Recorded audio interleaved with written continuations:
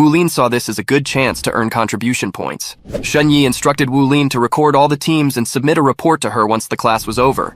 After class, Gu Yue told Wu Lin that it didn't look like Siduo, Luo, and the others planned on grouping with them.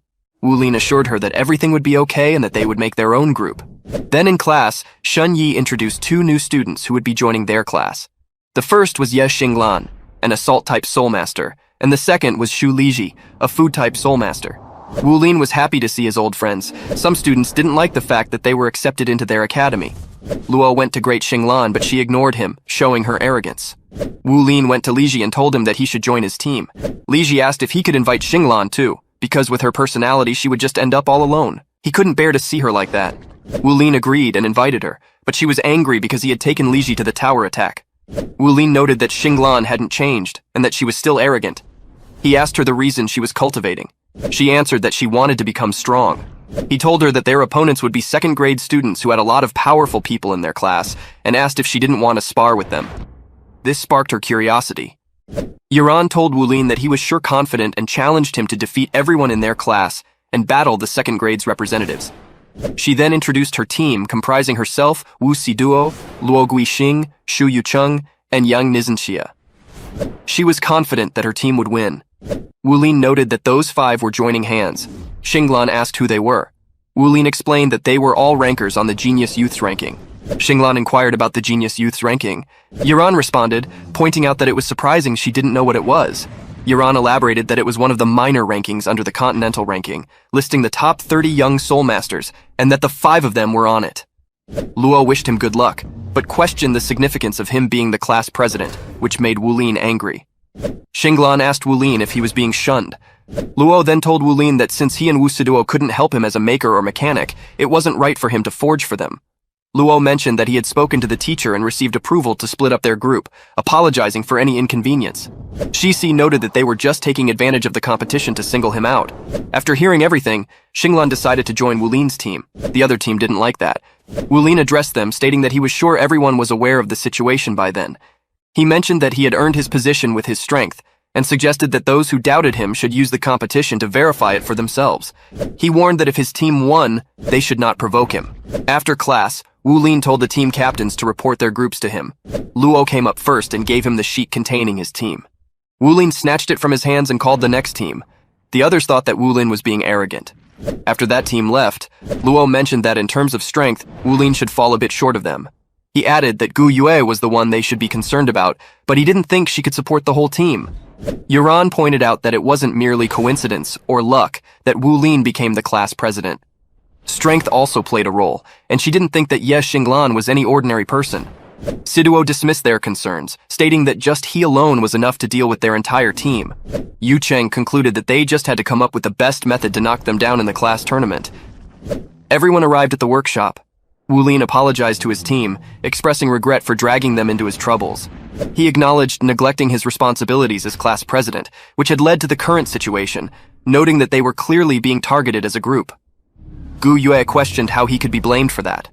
Wu Lin explained that he had brought them together to discuss future plans that he and Gu Yue had devised.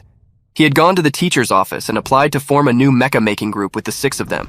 But instead of making mechas, they were going to make battle armor.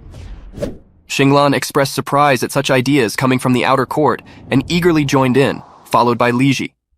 Shici admitted to Wu Lin that despite his hard work, he couldn't advance in his profession in just 1 or 2 days, and felt he couldn't contribute to the plan. Wu Lin reassured him, telling him not to worry and to take it easy, as they still had 6 years to make the battle armor. Xinglan then questioned Wu Lin's ability to forge alloys.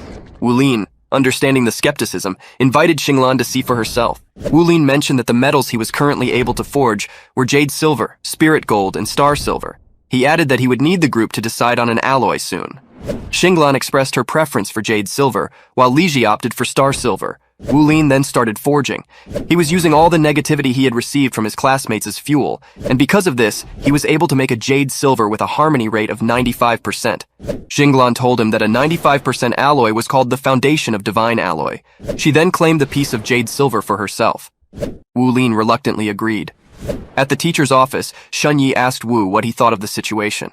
Wu replied that the tournament was well organized, but he had one concern. The match didn't give Wu Lin enough pressure. Shun Yi was shocked.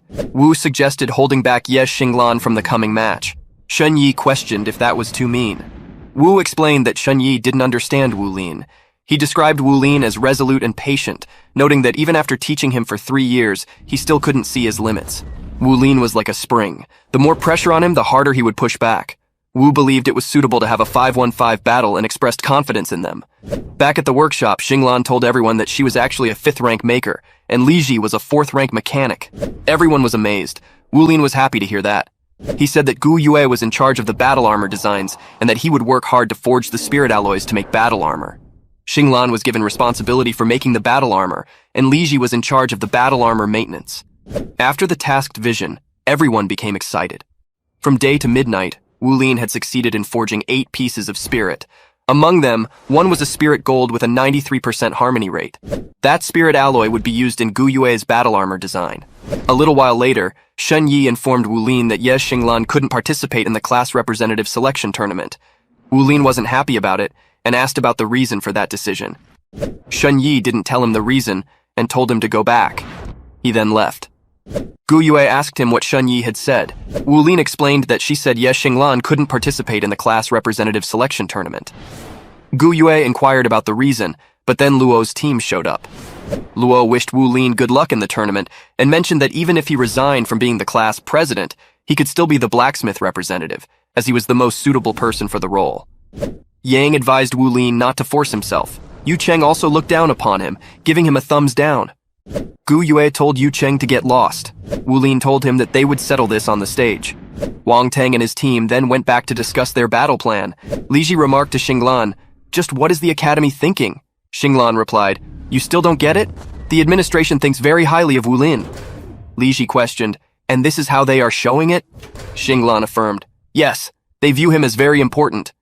At the dormitories, Xia Si arrived at Yuanen's room. She asked why he was there. He asked her to help him. She told him to explain the situation first. He asked her to spar with him because he wanted to improve himself. She asked what had gotten him so worked up. He begged her to help him, so she agreed. At the workshop, Xinglan asked Wu Lin if he felt discouraged. Wu Lin recounted how his martial soul, Blue Silvergrass, had awakened with only an innate soul power of rank 3. He explained his family's financial struggles and his determination to earn money through blacksmithing since the age of 6.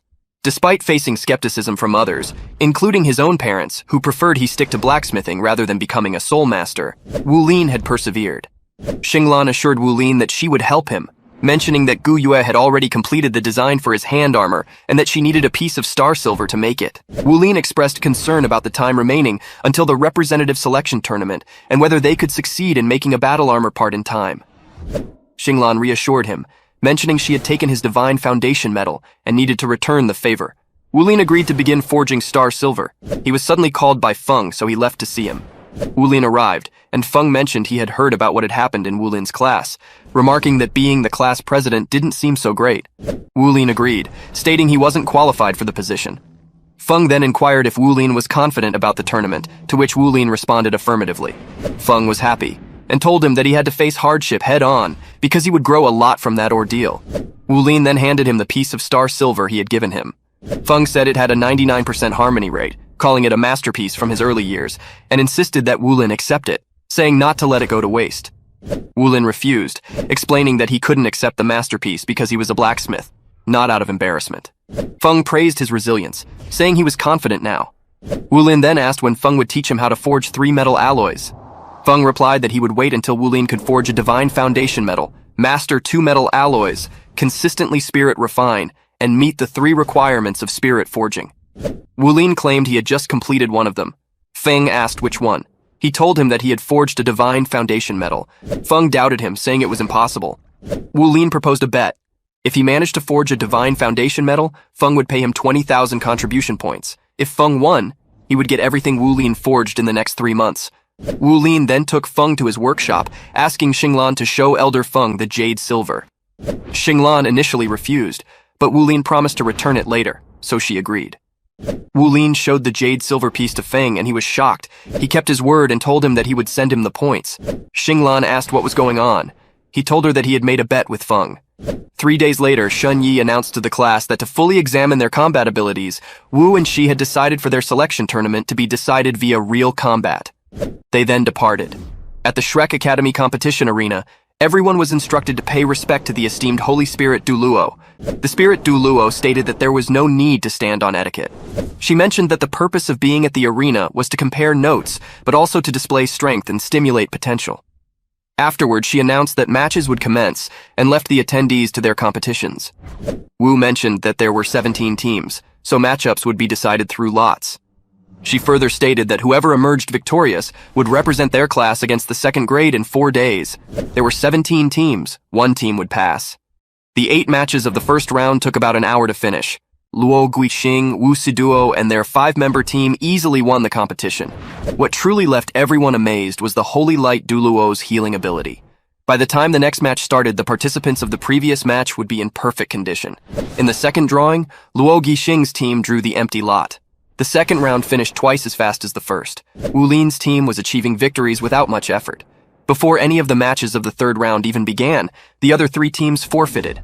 Because of this, Wu decided to immediately begin the final match. Finally, Wu Lin's team was now face-to-face with Luo's team. Wu noticed that Wu Lin seemed confident.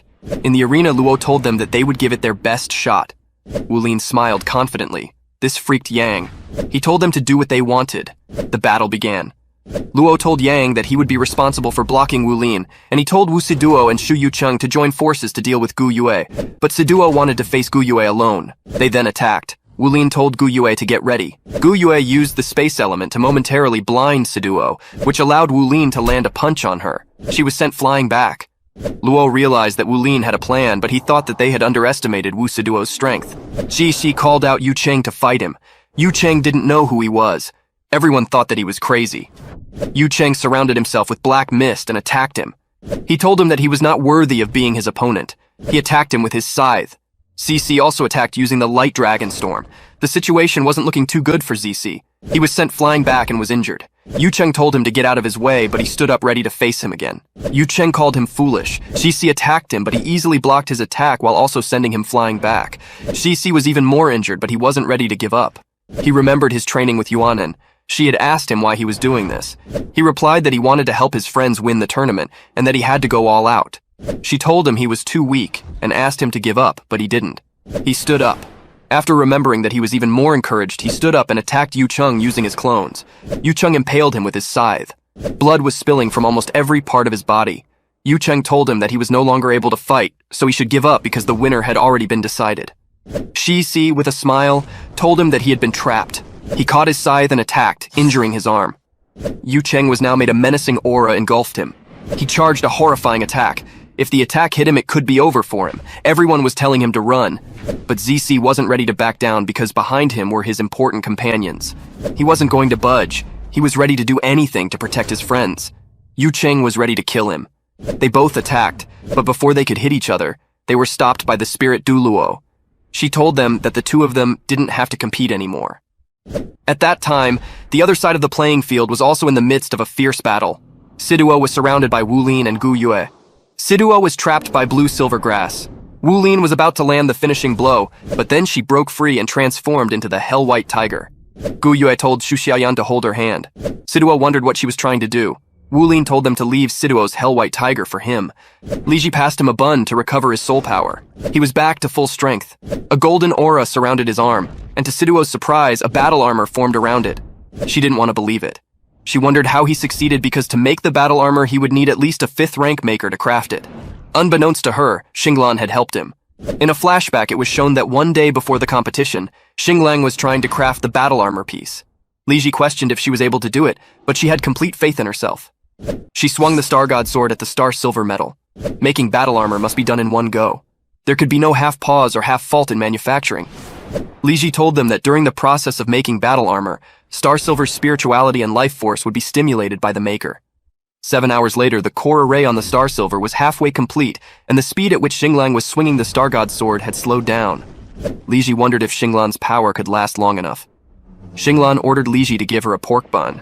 He did so and her soul energy recovered, but one after the other, Xinglan ate 20 pork buns. Everyone was worried about her. She asked for a bean bun. Li Ji warned her that it would have a lot of side effects, but she still wanted it, so he reluctantly gave it. Wu Lin mused whether, despite the improvement in physical power and soul power, once the effect of the bean bun had elapsed, the Soul Master's body would rapidly weaken to the point where she couldn't endure. Could she complete the battle armor within a few minutes? The process was almost complete. Xinglan was struggling. Li Ji asked her if he was okay. She demanded another bean bun. Li Ji didn't want to give it to her because if he ate 2 bloodthirst bean buns, her body would not be able to bear it. But she didn't care, so he reluctantly gave it to her.